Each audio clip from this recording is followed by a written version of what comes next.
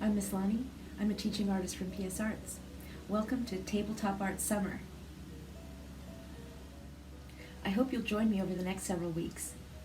Not only will we explore different artists, but we're going to explore ocean life, and we're going to do a whole ocean scene. We're going to learn to draw sharks and dolphins, whales, seahorse, and sea stars. Also, we're going to add some crafts in, like paper making, and we're also going to be doing some paper folding. We're going to start our summer series with the artist Dale Chihuly. Dale Chihuly was born in 1941 in Tacoma, Washington, and he is a glass blower. When Dale Chihuly was a young man, he got into a car accident which left him blind in one eye and without the proper use of his hands. So at that point, he started collaborating with other glass blowers and artists, and he took his art to a whole other level. So let's look at a slideshow, and we'll talk a little bit more on the other end.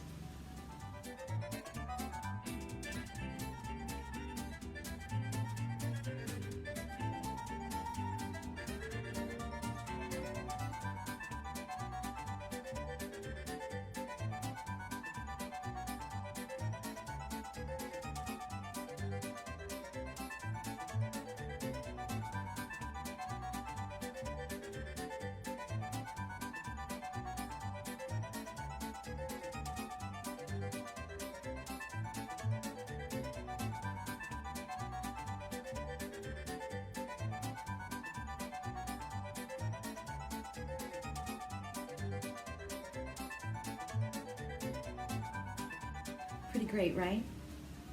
So today we're going to be using oil pastels and a regular drawing pencil. If you don't have oil pastels, some crayons or markers or colored pencils will work. You might even want to paint. All right, let's get started. Today I'm going to start with a drawing pencil, and of course I have my paper.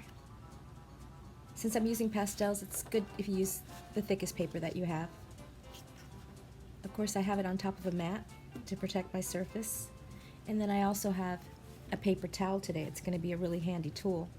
When you have pastels, you'll see that the colors pick up other colors around them because of the oil. So if you can use them like that, it would just kind of mix the colors onto your work. But if you want a clean start, you just wipe your pastel off on the paper towel, and then you have the clean start. Another thing you can use the paper towel for is using it to smudge. So if you put your finger underneath it like that, you can smudge your paper, and I'll show you later how that works. First, let's talk about different sea forms. Today it's really about the shells, and in the Dale Chihuly slideshow, you might have noticed that some of the shells looked exactly like conch shells or scallop shells. The scallop shell is like the fan type shell. And some of them were just more like sea forms. They took on the shape of the waves. The thing to think about is that shells are usually homes for creatures under the water. So let's start today with a simple fan shell or scallop shell. So what you want to do is you want to start at the bottom, and you're kind of making it, it's almost like you're going to start making a heart. So you go out a little bit, but now the scallop, or the bumps, you're going to start going up a little bit, and then you go back down, and then you meet on this side. And it doesn't have to be, the sides do not have to be perfect, because things under the ocean, the water moves them, and everything has a lot of motion to it. So don't worry about your lines. Now there's going to be a rectangle that comes out of the bottom that goes behind it. Again, that doesn't even have to be perfect. Just put it back behind there. Now the shells always have great lines on them from the ocean. So I'm just going to start here at the top and just follow them all the way to the bottom. Slightly curving them. You don't want it to be too stiff or too straight. Then the rectangle part, you can also put a few curvy lines, little wavy lines. You can even do them going in different directions if you want, like a checkerboard. Now with the scallop shell, I'm also going to put some wavy lines going across, curvy lines going around here, this part. Give some more texture for different areas to be colored in later. Might even give just one more really kind of close to the top. Make those tips a little darker or something. All right, so that's your scallop or your fan shell. The next one I'd like to demonstrate is the conch shell. And sometimes they really have, and those are the ones you can hold up to your ear and they sound like the ocean. And a lot of times those are really spiky, sometimes not as much, but we'll make one that has some points on it so you can see how to do that. So I'm going to start here in the corner with a little soft edge triangle tip for my conch shell. Then I'm going to go around it with some spikes. I'm going to go up and around one time. A lot of movement, 2 times, maybe 3 or 4 times. I'll do 3 for this one. Now I'm going to make this shape, the body of the shell, and it comes into a tail here. So I'm going to start here, curve it in, make a little tail. And as I start back in, I don't want to go all the way to the edge because I want to make the inside a little different. So I'm just going to kind of go in and curve it like this. Looks like it's missing a piece because it is. Now I'm going to take this part and I'm going to curve it the opposite direction and meet it in here because this is going to be the open part of the conch shell. Now you could, you know, there's ways to make it more pointy if you want as well. And you can also put lines through it. Again, the waves really, the water under the ocean makes some really cool lines. I'm going to leave this part just open and not put any lines in it, but around the edges I might do some little curved lines as well. All right, now I'm just going to make the kind of the sea bowls that Chihuly makes with his glass blowing, and with those I'm going to start with just kind of just a squiggly little blobby shape like that. Then I'm going to go to one end and I'm going to curve it in and down and kind of make a bowl shape there. And now if you notice, it has an inside and an outside. So I don't want the lines to be exactly the same or you won't be able to tell which is in and which is out. But I do want a lot of texture both in the inside and out. So I'm going to start at this inside of the sea form, and I'm going to go around, follow it, but I won't go all the way around. I'm going to leave some space as if it went behind here. Then I would do the same thing maybe 3, 4 times, depending on how much room you have. Just keep following it. So that's the inside. Now the outside, I'm going to follow the curves here.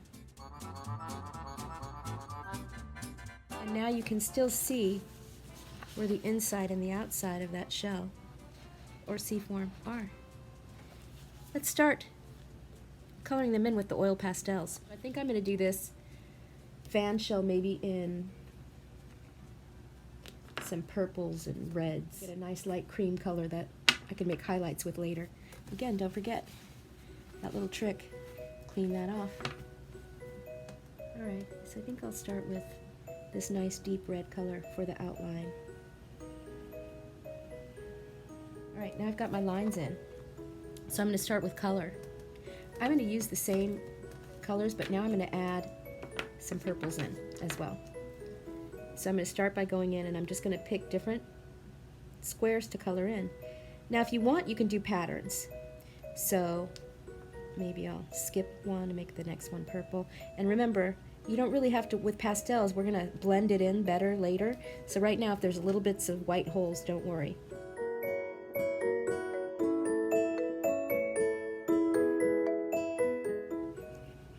You don't have to make a pattern. You can do an irregular pattern where you just randomly start putting the tips in.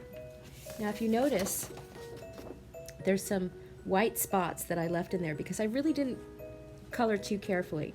There's 2 ways to blend that in. Well, there's probably way more than 2, but the 2 ways I like to use are, you can take a Q-tip with baby oil and smear it around and it'll make a really flat, fine finish, almost like a painting.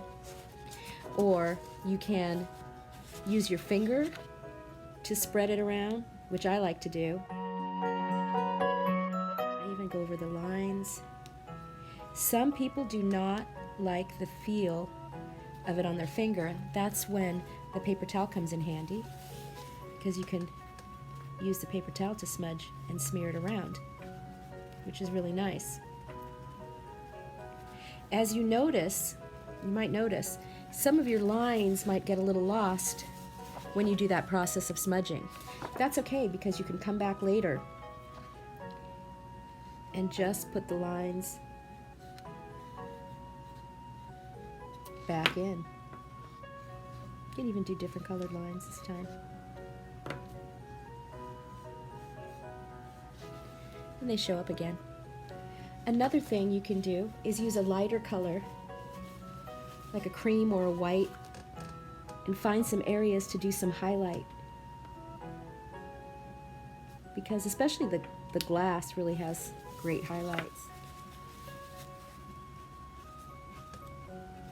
So another thing you can do is scrape color out by using your fingernail under here, and it kind of, you can add extra highlights that way, make more interesting texture with it. So keep working on your shells until you get it the way you like it. Don't worry about all the smudges, because we're going to add these shells into our ocean picture in the next lesson.